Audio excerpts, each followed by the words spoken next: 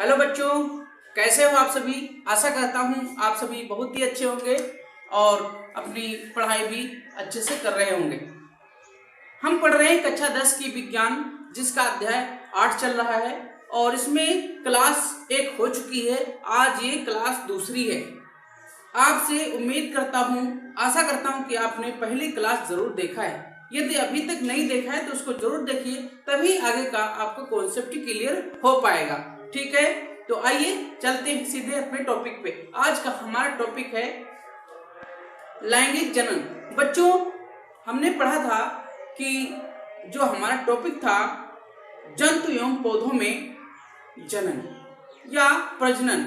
जनन या प्रजनन दो जगह आपको दो शब्द लिखे दिख सकते हैं, घबराना नहीं है, दोनों का अर्थ एक ही होता है, रिप्रोडक्शन।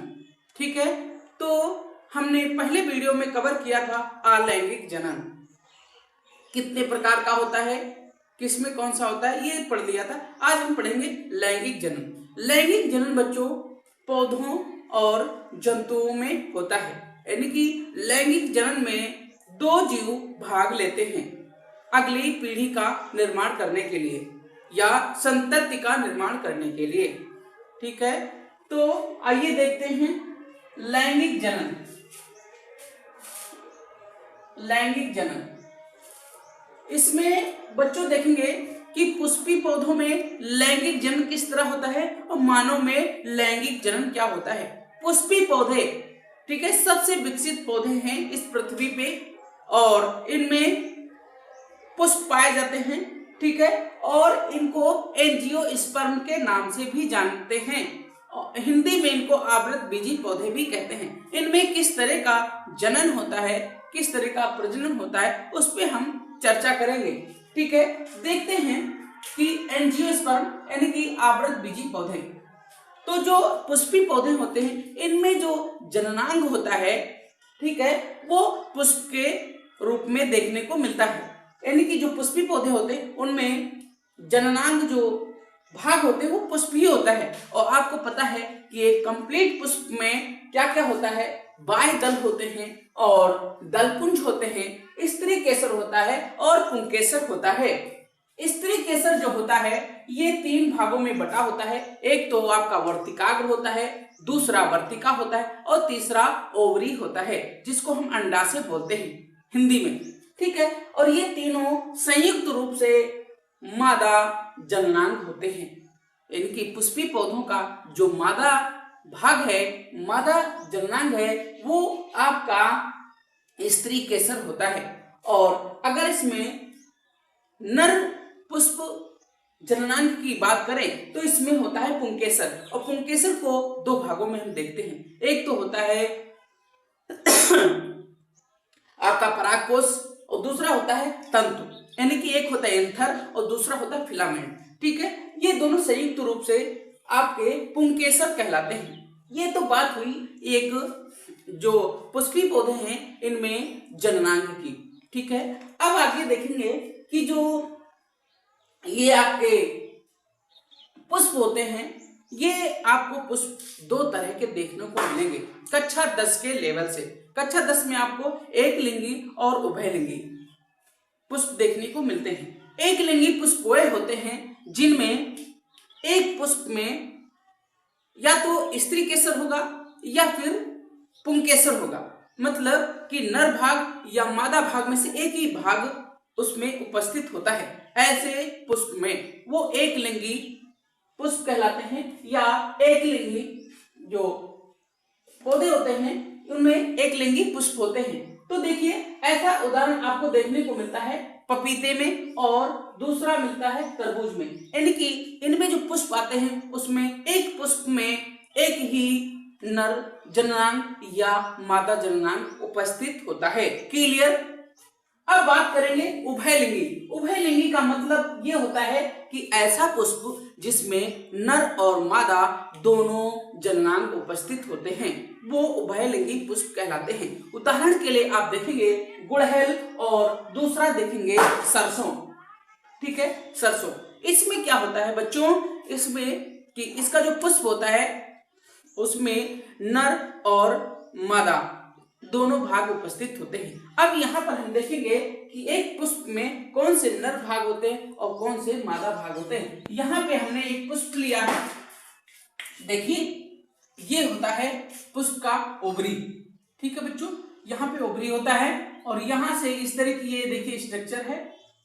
तो ऊपर की जो ये स्ट्रक्चर होती है ये कहलाती है स्टिग्मा, जिसको हिंदी में वर्तिकाग्र बोलते हैं। और ये जो नलीनुमा संरचना दिखाई दे रही है इसको स्टाइल बोलते हैं, हिंदी में इसको वर्तिका बोलते हैं। और ओवरी इसको अंडाशय बोलते हैं। ये तीनों पार्ट संयुक्त रूप से स्त्री केसर कहलाते हैं, ठीक है। अब एक बात, ये तो हो गया पुष्प का मादा भाग, पुष्प का मादा जननांग, ठीक है। अब यहां देखेंगे मादा भाग या जननांग।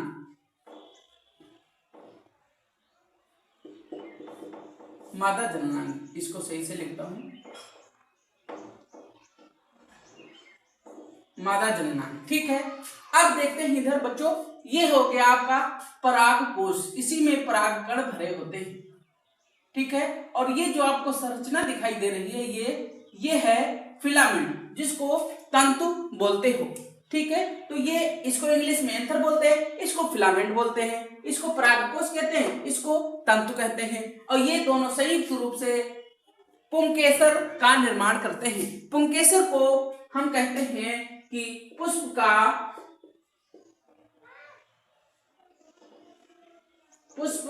का नर जननांग, नर जननांग यानी कि नर भाग होता है पुष्प का, ठीक है। अब एक बात, अब इधर देखिए, ये पुष्प है, इस पुष्प में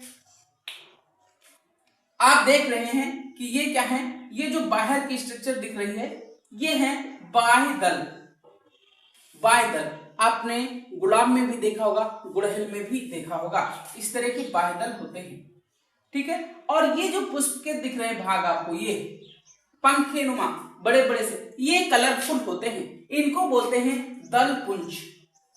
दलपुंज एक कलरफुल होते हैं, ये कीट पतंगों को अपनी ओर आकर्षित करते हैं, ठीक है। पौधों जो पुष्प होता है उसकी खूबसूरती का जो राज होता है ये दलपुंज होते हैं, ये रंग बिरंगे होते हैं, ठीक है। अगला जो इसमें भाग आता है हमने बता ही दिया, ये है स्टिग्मा स्टाइल ओवरी, और दूसरा है ये जो परागकण इसमें दिख रहे हैं ये है एंथर और फिलामेंट, ठीक है, क्लियर। अब एक बात, यदि कोई पुष्प पे नर और मादा दोनों जननांग उपस्थित हैं और ये परागकण यहां से निकलते हैं और इसी पे गिर जाते हैं, तो मतलब ये परागकोश है, इसमें परागकण भरे हैं। आपको पता है कि परागकण पीले होते हैं, येलो कलर के होते हैं, और ये जो वर्तिकाग्र होता है ये चिपचिपा होता है। तो यहाँ से परागकण निकलते हैं और इसी पे गिर जाते हैं, और इसी पे गिर के और यहाँ से ये देखिए ये वर्तिका, ये जो है वर्तिका है, यहीं से आके और ओवरी में चले आते हैं, ठीक है। तो इस तरह का जो परागण होता है वो स्वपरागण कहलाता है, ठीक है बच्चों। आपको सिर्फ दो ही शब्दों पे ध्यान देना है कक्षा 10 वाले बच्चों को, एक तो स्वपरागण और दूसरा परपरागण। स्वपरागण हमने बता दिया कि एक ही पुष्प में नर और मादा दोनों जननांग उपस्थित होते हैं, जिसमें नर भाग आपका होता है पुंकेसर, यानी पुंकेसर में परागकोश होते हैं और तंतु भी होता है, फिलामेंट होता है। तो परागकण जब यानी परागकोश फटेगा तो उससे परागकण निकलेंगे और निकलने के बाद उसी पुष्प के वर्तिकाग्र पर गिर के चिपक जाते हैं और उनका स्वपरागण हो जाता है, यानी कि यहाँ अपने आप परागण हो रहा है, इसमें कोई बाह्य कारक की जरूरत नहीं होती है। अगला जो होता है परपरागण, जैसे कि हमने बताया था आपको, ये देखने को मिलता है, ये देखिए यहाँ पे पपीते और तरबूज में। इसमें क्या होता है कि जब एक पुष्प के परागकण दूसरे पुष्प पे पहुंचते हैं और वहां जाके परागण होता है तो उसको बोलते हैं परपरागण। परपरागण में बच्चों जो है कीटों की जरूरत होती है, ठीक है, माध्यम की जरूरत होती। वो माध्यम क्या हो सकता है? वायु हो सकता है, जल हो सकता है, और कीट पतंगे, मनुष्य, ये सब हो सकते हैं। कीटों के द्वारा आप देखते हो ये जो दलपुंज होते हैं रंग बिरंगे होते हैं, और कुछ पुष्प सुगंधित होते हैं। अक्सर जो रात में पुष्प खिलते हैं वो सुगंधित होते हैं, क्योंकि कीटों को आकर्षित करने के लिए उनमें गंध होती है विशेष प्रकार की, जिससे कीट पतंगे, मनुष्य वगैरह सब उनकी ओर आकर्षित हो जाते हैं और उस पुष्प को तोड़ लेते हैं या उस पर बैठते हैं। कीट पतंगे उस पर बैठते हैं, दूसरे पुष्प पे बैठते हैं और उनका परागण हो जाता है। ठीक है, अब देखिए यहाँ पे आपने देख लिया परागण किस तरह होता है, स्वपरागण और परपरागण। ठीक है, अब यहाँ देखिए हमने एक आपको ये पुष्प का केवल ये दिखाया है वर्तिकाग्र, और यहाँ दिखाया है अंडाशय। ठीक है, ये पुष्प का एक मादा पार्ट है, भाग है। अब देखिए यहाँ पे परागकण गिर रहा है, और यहाँ से पराग नली से होते हुए यहाँ आता है अंडाशय में। अब देखिए यहाँ पे आप देख रहे हो ये जो परागकण आ रहा है ये नर युग्मक है।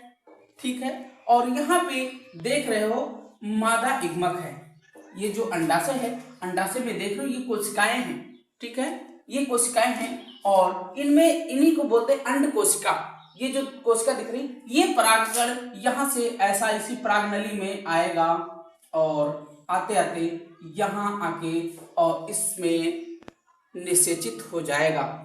ठीक है, यहाँ से आएगा, इसमें निषेचित हो जाएगा, और निषेचित होने के बाद यानी कि ये नर युग्मक और ये मादा युग्मक दोनों आपस में जब निषेचित हो जाएंगे, ठीक है, तो निर्माण होगा आपका एक युग्मनज का।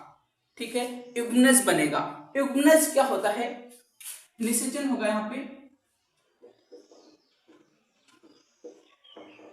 पे निषेचन हो जाएगा और युग्मनज बन जाएगा, यानी जायगोट बन जाएगा, और इसी जायगोट से नए पौधे का विकास होता है। यानी कि अब वहां पे एक ओव्यूल बनेगा जिसको बीजांड बोलते हैं। इसी बीजांड में एक भ्रूण बनता है, एम्ब्रियो बनता है और आवरण बनता है, और ये जो आप ओवरी देख रहे हो ये फल के रूप में रूपांतरित हो जाती है। इस प्रकार पौधों में निषेचन होता है।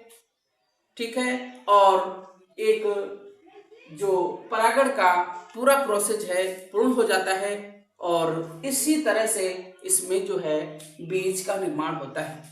यानी कि परागण होगा, परागण यहाँ वर्तिकाग्र पे आएगा, परागकण यहाँ गिर जाएगा, और यहाँ से देखिए परागनली है, इसी परागनली से आके यहाँ पे अंड कोशिकाएं होती हैं। जब आपको पता है नर युग्मक और मादा युग्मक मिल जाते हैं, उनका निषेचन हो जाता है, संयुग्मन हो जाता है, फ्यूजन हो जाता है, तो वहां पे एक बीजांड का निर्माण हो जाता है। ठीक है बच्चों, तो ये रहा आज का वीडियो। कैसा लगा आपको कमेंट करके बताइए। वीडियो को लाइक जरूर करिए। अभी तक हमारे इस YouTube चैनल सम्मिलित शिक्षा को सब्सक्राइब नहीं किया है तो कर लीजिए, और अपने दोस्तों में भी वीडियो को शेयर कर दीजिए। मेरे साथ बने रहने के लिए बहुत बहुत धन्यवाद। जय हिंद बच्चों।